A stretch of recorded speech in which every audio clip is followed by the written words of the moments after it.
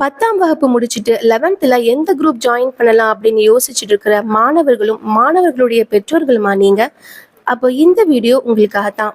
இந்த வீடியோவை பார்த்து முடிக்கிறப்ப உங்களுக்கு இருந்த குழப்பங்கள் எல்லாமே கிளியர் ஆயிடும். ஸோ இந்த வீடியோவை ஸ்கிப் பண்ணாம கடைசி வரைக்கும் பாருங்க.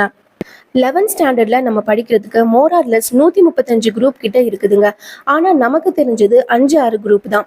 ஸோ எந்த ஸ்கூல்ல எந்தெந்த குரூப்ஸ் ஆஃபர் பண்றாங்கன்னு தெரிஞ்சுக்கிறது ரொம்ப முக்கியம். 10th வரைக்கும் படித்த ஸ்கூல்ல தான் +1 +2 கண்டினியூ பண்ண போறேன் அப்படின்னு நீங்க டிசைட் பண்ணியிருந்தீங்கன்னா ரொம்ப பெட்டரா இருக்கும்.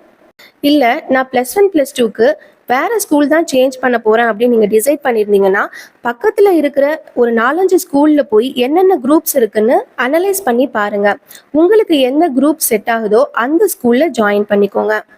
பொதுவாக +1ல படிக்கக்கூடிய குரூப்களை எப்படி பிரிப்பாங்கன்னு சொல்கிறேன். Major group, pure science, arts group and vocational group அப்படி பிரிப்பாங்க.